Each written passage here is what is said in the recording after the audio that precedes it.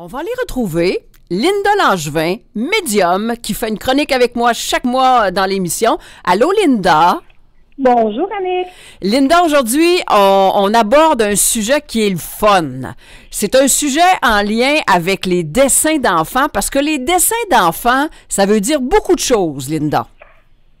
Les dessins d'enfants expriment ce que c'est qu'il dit pas tout haut, souvent. On est capable de voir les changements chez notre enfant ou ce qu'il vit actuellement juste en regardant son dessin, Annick. Puis ce qui est le fun, avant d'entrer dans le vif du sujet, c'est qu'on peut aider nos enfants. Quand on voit que, je sais pas moi, il y a un dessin, des fois c'est les dessins qui changent, les couleurs, il y a une séparation, on voit plus papa-maman ensemble, on voit qu'il manque une jambe, on voit des choses des fois. Il y a toujours moyen, et c'est ce qu'on va vouloir vous dire à la fin de la chronique, de changer ça, puis d'aider l'enfant à soigner son bobo à travers le dessin.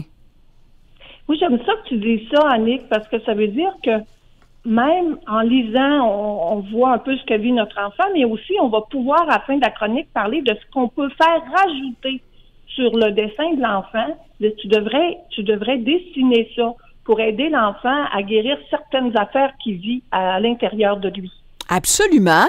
Et puis là, ça, c'est dans un livre. C'est la 2e édition de La puissance des couleurs au quotidien parce que tu avais ajouté des chroniques en lien avec le dessin des enfants. Et puis si on commençait, parce que c'était ton souhait, si on commençait par les bonhommes, les enfants dessinent toujours des petits bonhommes. Oui, c'est bon. Oui, dans La puissance des couleurs au quotidien, 2e édition, j'avais rajouté 40 pages pour l'explication des dessins d'enfants. Le bonhomme, quand l'enfant dessine un bonhomme, simplement un bonhomme allumette, c'est qu'il veut pas attirer trop l'attention sur lui. Parce que le bonhomme, ça le représente, lui. OK. Alors, si vous voyez qu'il met des yeux, c'est important, il veut découvrir, mais s'il met des grands yeux, c'est qu'il veut tout voir, il veut rien manquer. Mais s'il met des trop grands yeux, que c'est normal, ben voyons, c'est comme si il y a quelque chose qui l'effraie. Là. Il y a beaucoup de symboles là-dedans. Il y a des enfants qui mettent des pieds, d'autres qui en mettent pas. Oui, ça m'a toujours intrigué. Pourquoi on met des pieds, puis pourquoi on n'en met pas? On n'est pas enraciné? On se sent pas solide? T'es pas loin. C'est qu'ils ont besoin, ceux qui mettent des pieds ont besoin de stabilité dans leur vie, d'être encadrés, d'avoir des objectifs précis, fait qu'ils dessinent toujours des pieds. Comme tu dis, des enfants qui ont besoin d'être plus enracinés. OK. Il y en a qui vont dessiner des grosses bedaines. Ça, c'est beaucoup d'émotions. Quand l'enfant dessine tout le temps un bonhomme avec des grosses bedaines, c'est qu'il y a quelque chose qui dort là, des émotions non exprimées. Et s'il met une ceinture, c'est encore pire, parce que la ceinture coupe de ses émotions. Mais c'est intéressant. Puis quand on parle d'enfants, là, je te pose la question parce que ça vient de me passer par la tête. Tu sais, on apprend à dessiner des fois parce qu'on est très observateurs. Il y a des enfants qui ont plus de talent que d'autres. Fait qu'ils vont dessiner une personne avec une ceinture parce qu'ils ont vu que grand-papa, grand-maman avaient la ceinture et tout ça. Mais j'ai l'impression qu'on parle des plus petits enfants. Tu sais, quand tu commences à dessiner, là, jusqu'à 5, 6 ans, 7 ans, on sait pas trop dessiner. On y va vraiment de façon intuitive. Oui, c'est ça. C'est comme tu dis, c'est plus ceux qui sont plus jeunes qui y vont de façon intuitive, qui font pas reproduire ce qu'ils voient de grand-papa, maman, puis tout ça. Ça, c'est sûr. Il y en a qui vont mettre des chapeaux, puis d'autres pas aussi, Yannick. Les chapeaux veulent dire que tu caches des pensées, mais si le chapeau est vraiment grand, c'est signe d'une personne qui va être très audacieuse dans la vie. Un enfant qui va oser faire des choses, qui va être un peu plus extravagante, extravertie. Fait que ça démontre déjà sa personnalité à venir. OK. On va peut-être avoir un petit artiste. Peut-être, oui. Un petit artiste en devenir. Autre chose en lien avec les bonhommes avant de passer à la maison, par exemple? Oui. Très rares sont les enfants qui mettent des oreilles. Mais les oreilles sont significatives d'un enfant qui veut tout entendre, qui veut aller plus loin que les non-dits. Il veut pas juste voir, il veut entendre, il veut savoir, il veut apprendre.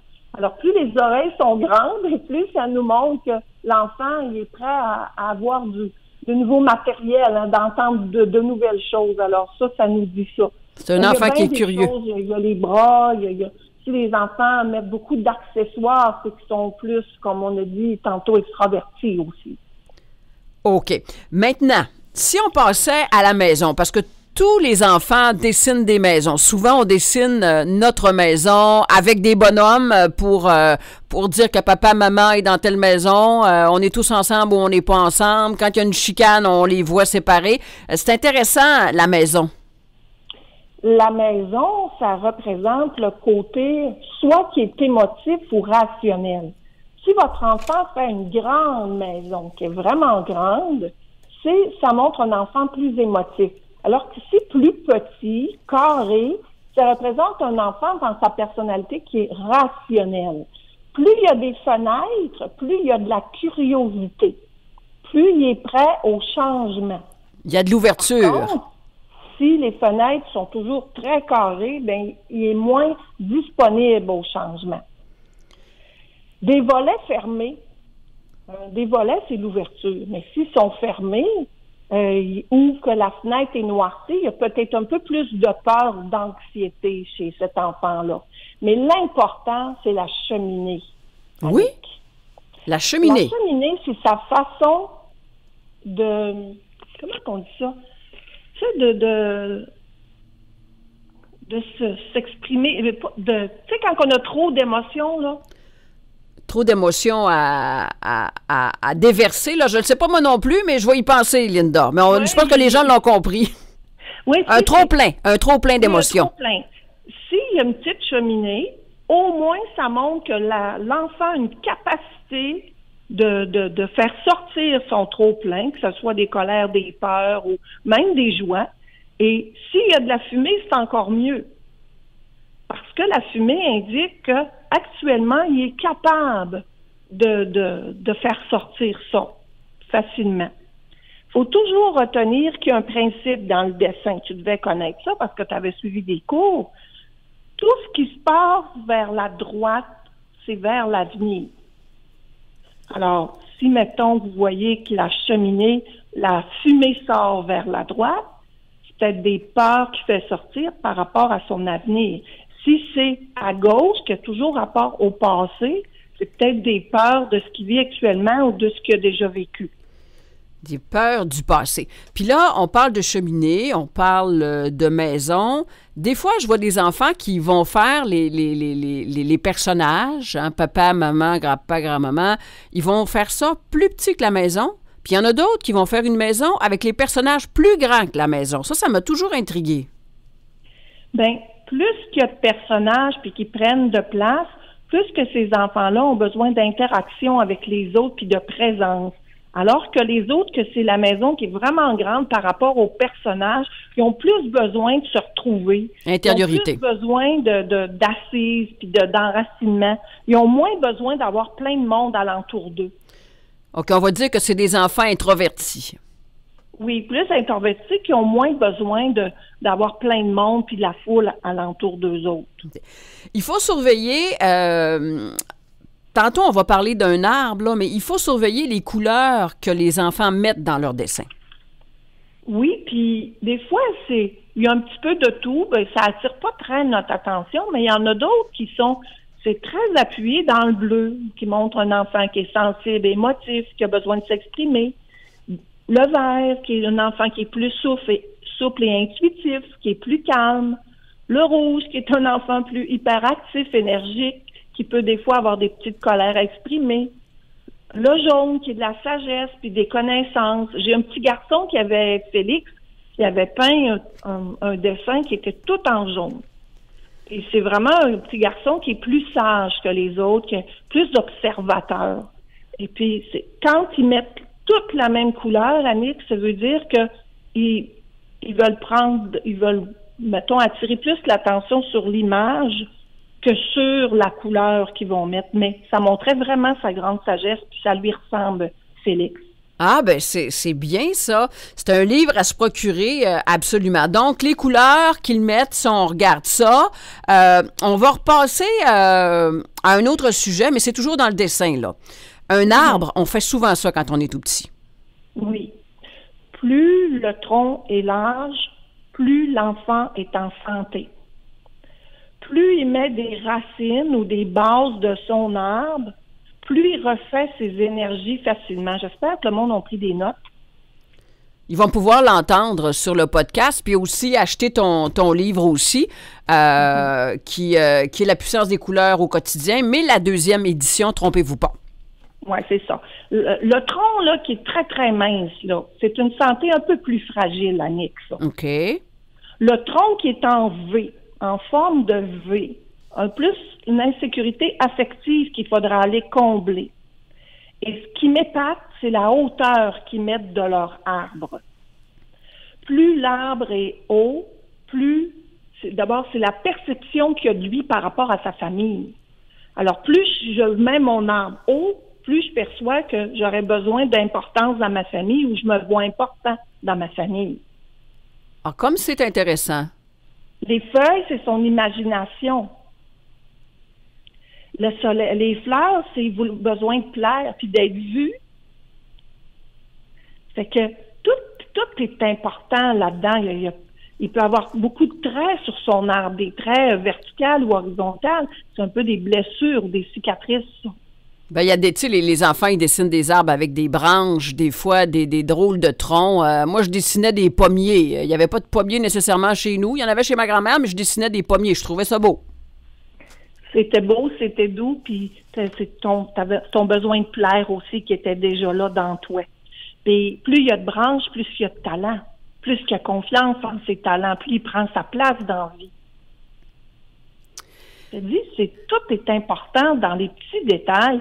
Puis, regardez un peu le global du dessin. Qu'est-ce que ça dit? Ça a-tu l'air joyeux, ce dessin-là? Ça a-tu l'air triste? Y a-tu beaucoup d'affaires, donc beaucoup d'affaires importantes dans sa vie? Ou c'est plus plein de petits détails? Vous allez voir, ça ressemble beaucoup à votre enfant, mais c'est aussi ça qui va vous aider à voir les lacunes ou qu'est-ce qui cache qu'on pourrait aller travailler. Puis c'est ça qui est important. Ça va être tout le temps de dire qu'est-ce qu'on pourrait rajouter? Bon, pour qu'il y ait le mieux, cet enfant-là. Exemple, une cheminée pour évacuer. C'est ça le mot que je cherchais. Évacuer le trop-plein. C'est la cheminée. S'il manque d'ouverture envers les autres, ben, quand tu vas faire une maison, ce serait le fun que tu mettes une fenêtre un peu plus grande ou que tu mettes un petit peu plus de fenêtres. J'ai remarqué que tu mets jamais de porte à ta maison. C'est pourquoi, mon petit garçon? Parce que la porte, c'est l'invitation aux autres. Oui, c'est intéressant. Puis peut-être les faire parler aussi, tu sais, Linda, parce que j'ai déjà fait de l'art-thérapie plus vieille. Et quand on faisait, on y allait à l'instinct, tu sais, on nous demandait d'utiliser tout ce qui nous passait par la tête puis de faire quelque chose sans faire quelque chose. C'est-à-dire que on créait, on se laissait aller à faire n'importe quoi, puis des fois, on ne savait même pas qu'est-ce qu'on faisait. Puis au bout de la course, il nous faisait parler de notre dessin, ce qui nous venait à l'esprit, puis après ça, il nous faisait mettre des choses pour justement guérir nos bobos. Demander à l'adulte, fait que je ne sais pas si on peut faire ça avec l'enfant, qu'est-ce qu'on pourrait faire pour améliorer, pour faire du bien, là. Mettons qu'on se rend compte que c'est parce qu'il n'est pas capable de dire sa peine ou on peut-tu l'inviter à choisir lui-même la couleur pour qu'il y aille de façon instinctive ou on le guide beaucoup? J'aime ça ce que tu dis parce que le dessin met la table à une discussion, à une approche. Je m'approche de toi, je veux te connaître davantage, je regarde ton dessin, explique-moi un peu ton dessin, puis après ça, on peut l'inciter peut-être à quelques changements, ou toi, le rose, ça te parle jamais, mettons, ou je vois que tu mets jamais telle couleur, c'est pourquoi, puis il va te le dire, puis tu vas le connaître encore davantage, puis il va se sentir écouté, observé, puis il va se sentir important. Absolument. Aujourd'hui, ça manque beaucoup, ça. Absolument. Puis je disais tout simplement ça parce que je voulais faire comprendre aux gens à travers ce qu'on est en train de se dire que c'est pas une question de performance, que s'il n'y a pas de fenêtre, on dit pas il n'y a pas de fenêtre, ça n'a pas de bon sens, une maison, ça n'a pas de fenêtre, ça prend une fenêtre. Non. On n'est pas là. Non. C'est juste observer, puis des fois dire un petit mot, puis demander pourquoi, puis ça le permet d'ouvrir à d'autres choses, tu sais. Puis tout ce qui est au centre de la feuille, je ne l'ai pas dit, là, tout ce qu'il met au centre, mais en gros, c'est lui. Si, mettons, il met le soleil à droite, c'est toujours le père. S'il met le soleil à gauche, c'est la mère. Mais si lui, il met le soleil au centre de sa feuille ou quelque chose de gros en haut, au centre de sa feuille, c'est lui. Lui qui prend soin de tout le monde. Lui qui veut être le parent de papa, de maman. Lui qui se sent responsable de beaucoup de choses. Ça aussi, ça nous porte une attention. Puis ça vous amène à jaser avec, puis à le faire sortir des émotions, des sentiments, puis des non-dits. Quelle merveilleuse place le dessin pour s'approcher de lui. Absolument, puis c'est thérapeutique aussi. Donc, si les gens veulent aller plus loin en termes d'analyse de dessin pour leurs enfants, puis communiquer avec les enfants, c'est un beau plaisir entre parents, grands-parents et petits-enfants. On peut acheter ce livre-là, on le rappelle, c'est La puissance des couleurs au quotidien. Demandez la 2e édition. Si vous n'êtes pas sûr, vous pouvez regarder, je pense, parce que tu as ajouté 40 pages en lien avec le dessin, au début, là, dans la table des matières, pour s'assurer qu'on a de bons livres. De toute façon, Annick, la première édition n'est plus nulle part dans aucune librairie. Ah, OK. Il y a juste moi qui l'ai. Il y en a qui ont déjà la première édition à la maison. C'est bon. Fait que dans les librairies, je sais qu'il y a la librairie Marie-Laura. Je m'en souviens jamais des autres. Il y a Namasté aussi à Chicoutimi. Chicoutimi, librairie Harvey à Almar, Roberval, Mégabureau, puis il y a librairie centrale à Dolbeau, au Saguenay-Lac-Saint-Jean. Mes livres sont bien aimés, puis je suis bien contente de ça. Ça va leur aider parce que il y a plein de détails. Il y a 40 pages d'ajouter juste pour les dessins d'enfants. Absolument. Puis là, je voudrais dire, là, je cherche la date. OK. Nous, on va se reparler le 18 mars.